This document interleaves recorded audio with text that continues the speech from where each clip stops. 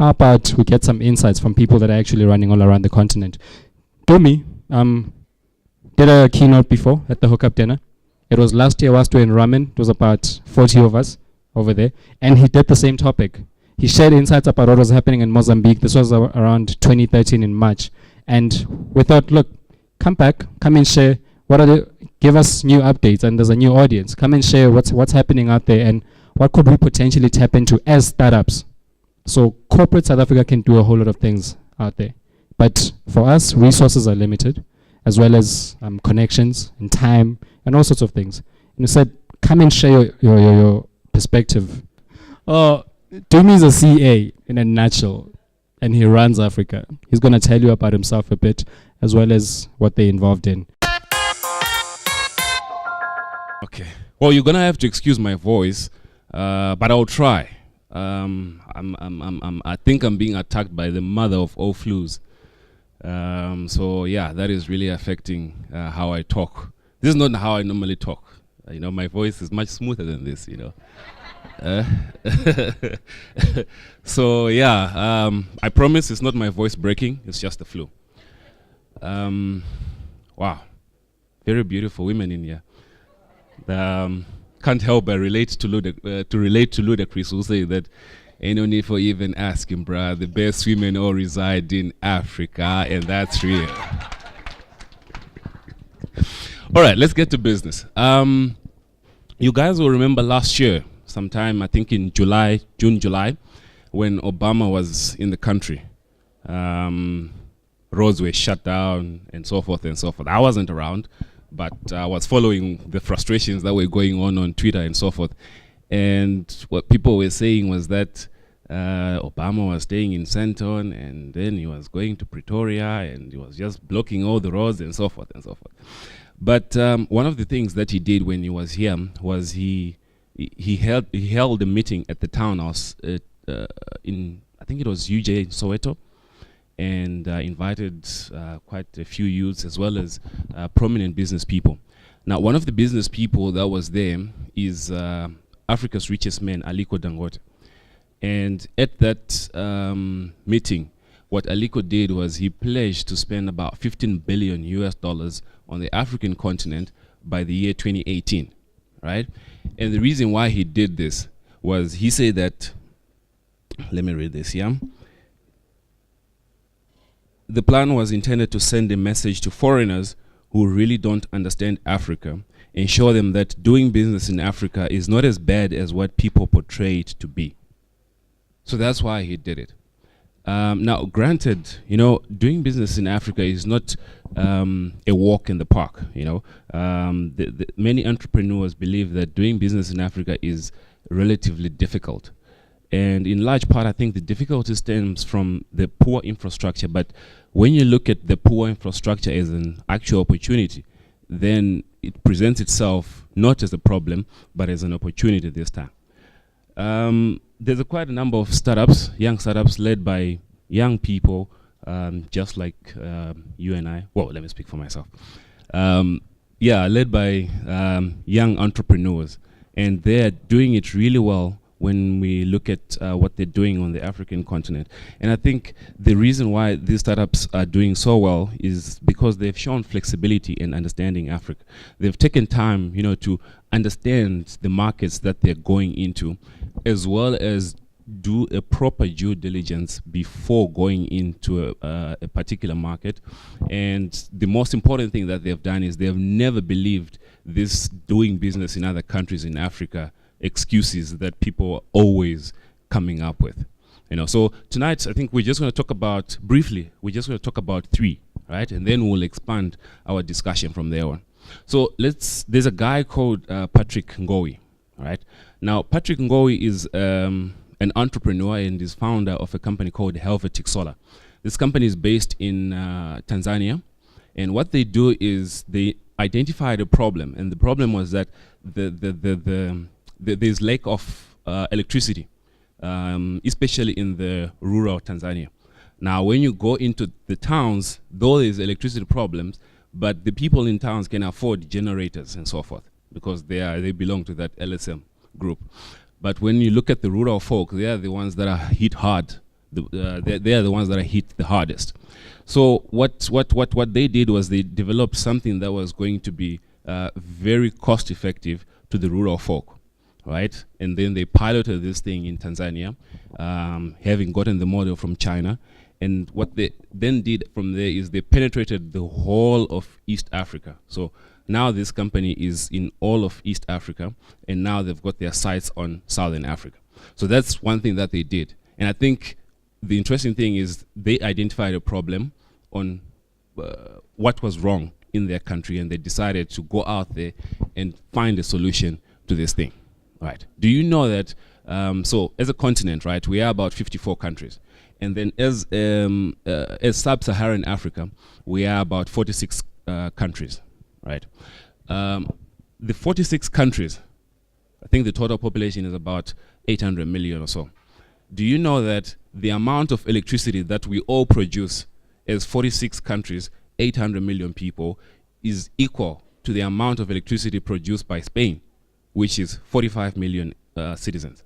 So that shows you the big problem that we have in Africa, and these guys have gone out there to tap into the problem and identify it as an opportunity and come up with useful solutions.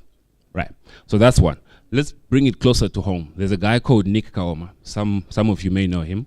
If you don't know him, maybe you know his brand. His brand label is called Head Honcho. So this it's an urban hip lifestyle clothing brand. And this brand is available, I think, in Total Sports or Sports Scenes or one of those shops. Now, what they've also done is this brand started by a 29-year-old based in Cape Town, recently voted as one of the most under 30 young promising entrepreneurs on the continent. And what they've done is, after successfully launching this brand in South Africa, what they did is they went further and introduce it in Nigeria, in Zambia, as well as Namibia. Now they've got their sights set on the East African market. Again, it's an understanding of the different markets that they were intending to get into, and really thinking of how best can we do it. And one of the most impressive things about the Head Honcho brand is that they are still doing very well in Nigeria. And Nigeria is a very tough market to get into. If you think I'm lying, just ask Woolworths. They'll tell you, because they have pulled out because the market is that tough. So that's one. The last guy we're going to talk about is a guy called Ashish Taka.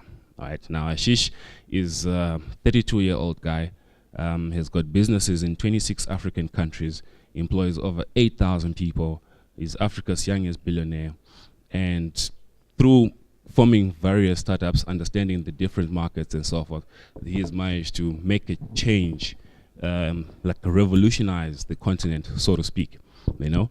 And I think things are going really well for him. If I was a young billionaire, of course, things would also go very well for me, I'm sure.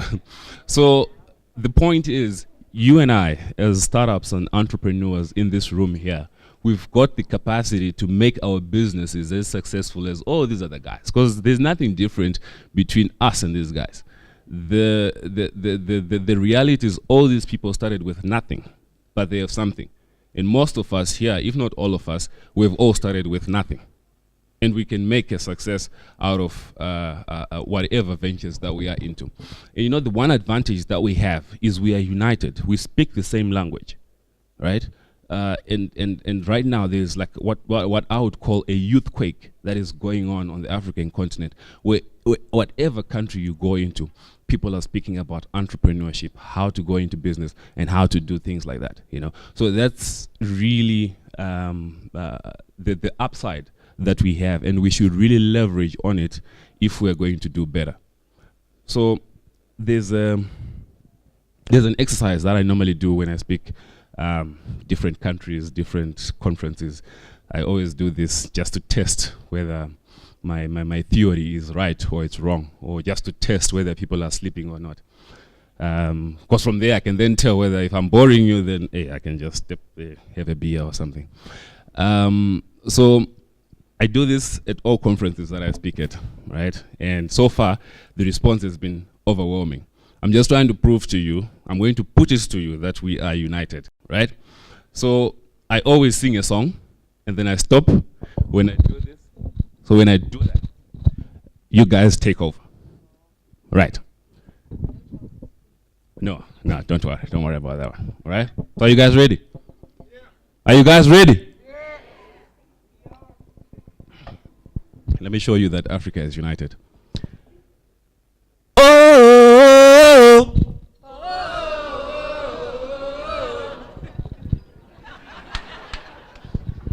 What more do you want? So the same way we are united. By the way, South Africa has just done very well right now. This is the first time I've done it in a South African conference or a gathering of people. So you guys, yeah, you are now there on the map. But in reality, though, coming back to the topic at hand, we've got an advantage because we are united. We speak the same voice. We understand the challenges that we as a continent face, and that's what's key if we're going to make it big on this continent. You may wonder though how to do it. Even you may wonder actually where the opportunities are when we talk of doing business in Africa, because you know Africa is a very big market. But I think Africa is a very exciting emerging market.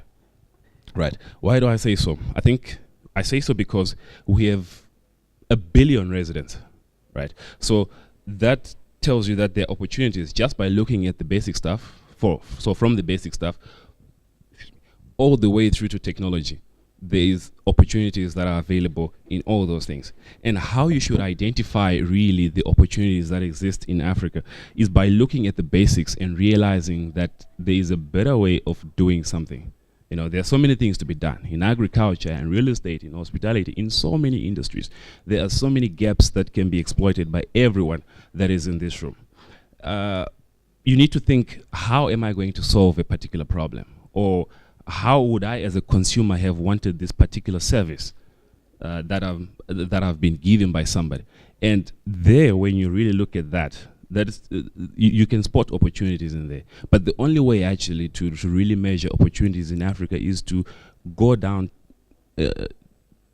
be there physically on the ground in whatever particular country you are interested in. Just go out there and have a feel of it. You will have an idea within minutes whether the particular country that you are interested in is the right fit for your business. Just by touching down, talking to people, driving around, you can already get the feel of whether your business will succeed here or not. What are the barriers to starting and scaling new ventures or new startups in Africa? None. And I mean that, none. There are no barriers to doing business in any country. And I think the key thing to understand about Africa is, though we are 1 billion residents, we are not in India or we are not in China. We are 54 different countries, different cultures, different religions, different ethnicities, different ethics, different everything. So you need to understand that we are different. And you know, as sub-Saharan Africa, like I said, we are about 46 different countries. So you need to really understand the market that you're trying to go into. So you look at Egypt, for example. It may be one of the wealthiest countries on the African continent, but right now it's very unstable. And trying to open a business there may not be the best idea. You look at DRC, for example. Now, DRC has enormous wealth in terms of mineral resources. And that's an opportunity to make money by playing in that sphere. But the country has been plagued by conflict, especially on the eastern side of Goma. So that's also something that you need to understand. And then you've got a positive story, say Ghana, for example. Now, Ghana is achieving what we call the middle income status for all its citizens. And the recent discovery of oil in the country has just helped to propel the economy to greater heights. And that really speaks to the good of the country and how we can further understand Ghana. So those are just a few examples that I can think of. But what is key is that you need to develop an understanding of the varied markets. That is going to be key if you're going to exploit various opportunities, as well as avoid, what can I call this? wasteful pursuits, if you want to call them that. So how do you plug into the local state and then replicate it to make it multi-country? I think that's where the opportunity lies in. Everything is doable. The skill set, we've got it in Africa. Even the infrastructure that we're always complaining about, it's actually better than what people envision, you know. The opportunity is more appealing because the barriers are actually perceived to be higher than what they are.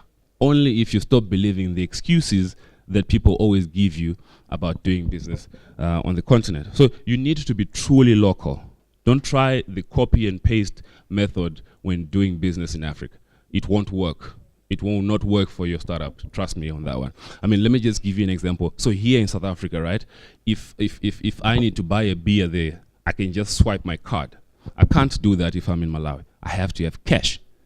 In Zim, I may not need cash, but I need a phone and a local line that works because I can tap into their what they call the eco cash, where I can send money from my phone to someone's phone and already a transaction has been done. So you need to understand different markets. These are all markets in SADC, but you can't apply a copy and paste method, so to speak.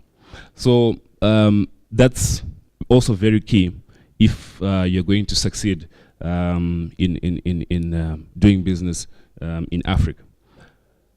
So Lebo said that I'm going to speak about what I do, but yeah, it's one of those things, you know. I think we'll talk at the networking mixer. At the next networking mixer, if you're lucky to be in among the 10 of my circle, then you'll get to know more about what I do. But aside from all these other fires that I always start on a daily basis, so I'm part of a startup that does strategic advisory on companies that want to do business in certain African markets, right? And part of what our job involves, it involves going to different countries, speaking to different people, and having a feel of the economy and what it is like. This then allows us to strategically understand better the markets as well as strategically advise our clients. So what we are seeing right now is that there is quite a revolution going on when we talk of online and technology related activities on the African continent. So especially the mobile phone, I think that is revolutionizing this continent. Not everybody had access to a mobile telephone, but things are now changing. And there's a revolution that is going on where everybody is now able to have mobile phones. And so when you go out there, you need to look at how you can mobilize, if there's such a word, your product so that it can be easily accessible on the phones of people out there. Because that's what people are warming up to, so to speak. Do you know that as a continent, we've got more mobile phone users than North America and Western Europe combined? That's true. So that in itself should present itself, you know, as an opportunity. We actually have the ability to leapfrog all these other continents and become the leader. You know, having a bank account on your phone is something that is very common in Kenya, whereas the rest of the Western countries still have credit cards and whatever else that they still have. And that's innovation that we are driving as Africans, and that's good. And I think that's where the opportunity is. Also, so I think this week, yeah, I had a chat with one of the guys, some of you know him, Octavius or OP, and he was telling me about the trip that he did to, was it Japan? Japan, yeah. And he was telling me how the country is a steel country. It's just buildings made of steel, and there's no land to, you know, farm agriculture.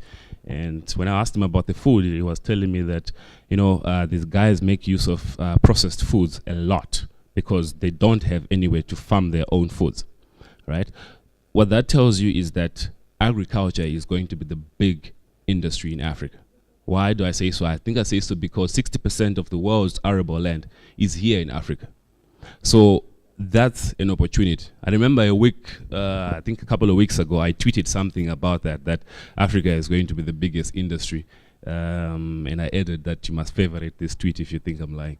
and people were camped in my mansions arguing with me that no, education is going to be the one. Hey, what? Like, that's why I said favorite this tweet. You go back to it a couple of years from now, and you see that I was right about this, because we now have the capacity to supply the rest of the world with agricultural products. Those are opportunities. So we've spoken about technology, we've spoken about agriculture as what I would call the biggest sectors or industries where opportunities lie when we talk about doing business in Africa. Are there any sectors that entrepreneurs should stay away from? I don't really think so. You can go into any sector. Like we said, there are no barriers to doing business in any country. So why should there really be barriers to doing business in any sector? As long as you follow the whole legal aspect of things, then you should be able to do business in any country, in any sector, you know. I think, though, that we need to be sensitive about some sectors. So, for example, natural resources. Where is Tapel? When you speak of mining, so maybe you've got a small mine that you're starting, and maybe you want to develop another one in another country, or you've heard that there's a mine that you can start in a different country. I think we actually need to be a bit more sensitive about that industry or that sector. I think purely because when you go into a foreign country to mine, to extract their raw natural resources, those resources belong to that country and its citizens. And I think extracting that and then taking the profits out to another country is not really the best way to do it. I think you really need to look at how best can you add value first, and then you can then take it to the next level. I think that's what's important.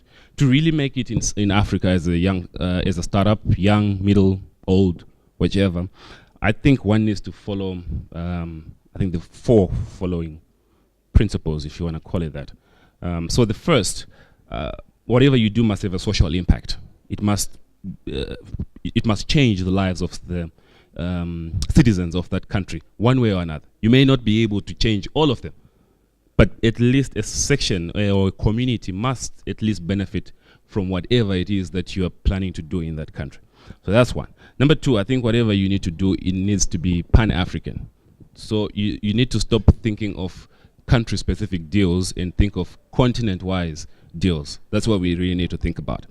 The third one, I think there's a word that Labour likes to use. He likes to call, what does he like to say? Disruptive. So whatever you do must be disruptive in a good way. In that it must be game-changing. It must be different. It must make people stop and think, oh, wow, I actually hadn't thought of that. A good example is the hookup dinner, you know. So that's the third one. The fourth one, I think everything you do should be above board. In a continent like ours that is plagued with corruption, and that's no secret, there's so much corruption on this continent, but you need to stay away from that. The impact that has is that whoever you are bribing your way to go further to the next step is actually going to consider you as a cash cow. So whenever the guy is broke, he's just going to pick up the phone and like, oh yeah, so now we need another 1 million. And what do?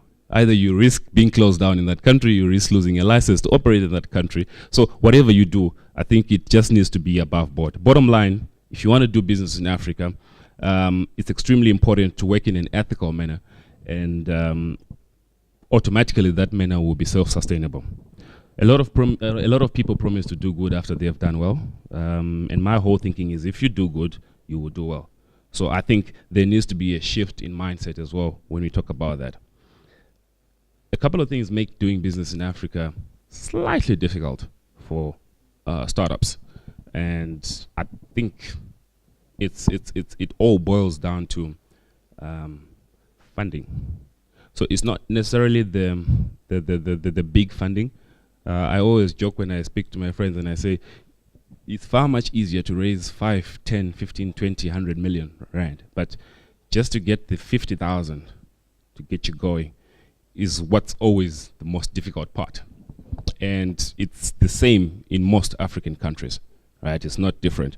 And I think it's difficult because, like, when you look at the West, so the West, and by that we mean the States and all those guys, they've celebrated their youngsters who come up with ideas.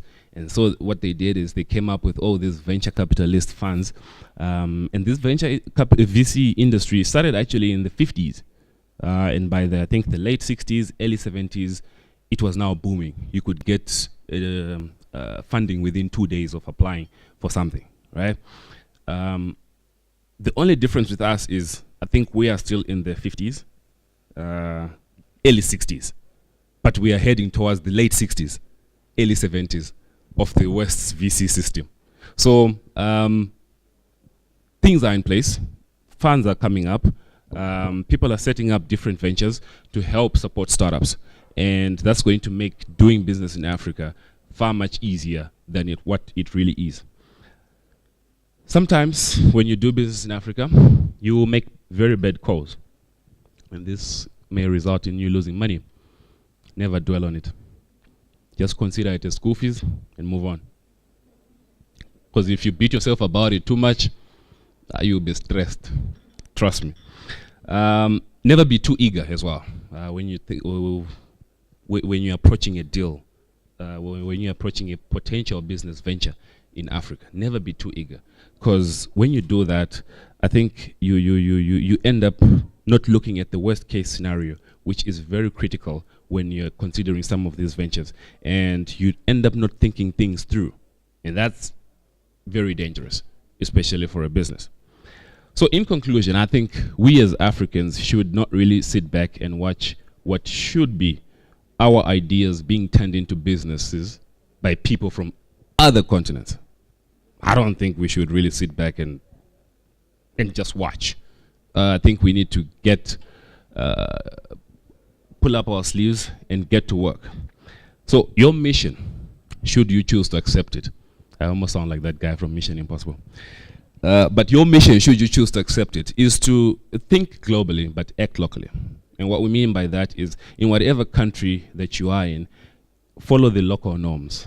Act like, don't try and bring processes from another country into another country, because like I said, we're all different people, different religions, different cultures, and so forth. So that is key when we talk of doing business in Africa.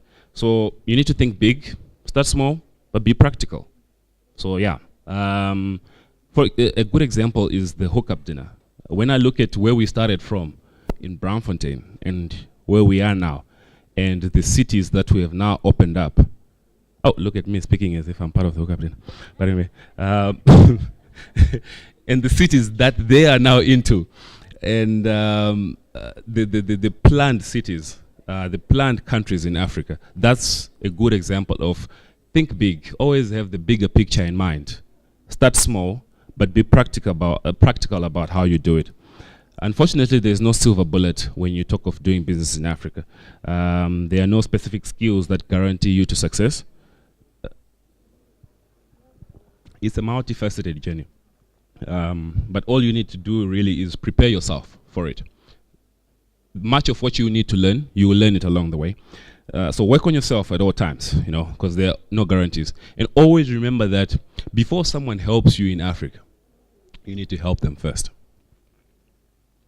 So it's one of those, wash your hand, I wash mine, or what? I don't know how that saying goes, but something along those lines. But you need to do something for the people in order for them to do something for you. And I think if it's such a relationship, your business is going to grow well. Most of us in here, I think, we're really paralyzed by this fear, fear of doing business in Africa. And it's not the only fear. We are afraid of so many things. Fear to change, fear to step out of the ordinary. We're just afraid, and that's not good. And I think what we don't know actually is that every time you do something that scares you, you take back the power from that thing, and that makes you very powerful from the very thing that was scaring you. And that is the mindset that you're going to need when you go into Africa. Many people say that we have problems in Africa, and trust me, we've got more than 101 problems in Africa. But don't always look at it that way. A problem is only a problem if you think of it as a problem. Otherwise, you need to look at it as an opportunity. Many of us, we shy away from venturing into other sectors or rather other countries, and by so doing, we will be playing small in our success. And what we need to understand is that when we play small in our success, we actually betray our potential and even the birthright that we inherited when we were born. So we need to go out there and play big. The market is there for us to do business in, and all we need to do is go out there and take it. As you become more successful in Africa, which you will, by the way, you need to really stay hungry. Always, always, always be at the cutting edge of innovation. Always think, how can we do this better? How can we change this? What are our competitors doing? Always, always do that. I think nothing fails like success, because you see, when you're successful, it's actually easy to stop out learning. It's easy to stop out over delivering, out thinking our competitors, so to speak. So success, while it is beautiful, it is very dangerous as well. When you are now number one, and number one is different according to however we define our number one. When you're now number one, you actually need to always remember that you were number two at some point. So there's a number two right now that is really looking at your business and saying, how can I topple in from there? So lastly, they always say whatever you speak last, whatever you say last, people actually remember it, right? So I'm hoping this is true. In a couple of years, I'll ask you whether you guys understood or you guys remembered what I said last. We'll test it out. To be able to identify opportunities in Africa, you need to travel. Travel, travel, travel. And many of us think that traveling is a very costly exercise, but actually it's not. It's not. I'll put it to you why I say it's not. So many of you drive to Polokwane or to Venda or to Mpumalanga or to Nelspruit. Yeah, Nelspruit is in Mpumalanga, yeah. Do you know that the same distance from here to Nelspruit is the same distance between here to Swaziland and same distance from here to Botswana? Same distance. So there are no excuses. If you are driving to Nelspruit, why can't you drive to Botswana and just see what people are doing out there? It opens up your mind to opportunities. It opens up your mind to how people are doing things out there, right? And the capital cities are actually very close. So you get to the Botswana border, 10 minutes later you are in the CBD. The same with Swaziland, 10 minutes later you are in the CBD. Lesotho, I think 5 minutes, if not 2 minutes, you are in the capital city already. Just as you cross the border, that's the capital city there. That allows you to see things from a different perspective. From the border with Mozambique, I think you need an extra 30 minutes just to go to Maputo. And I think that's what we need to do. You need to travel, travel, travel. My name is Dumi, and I thank you for your time.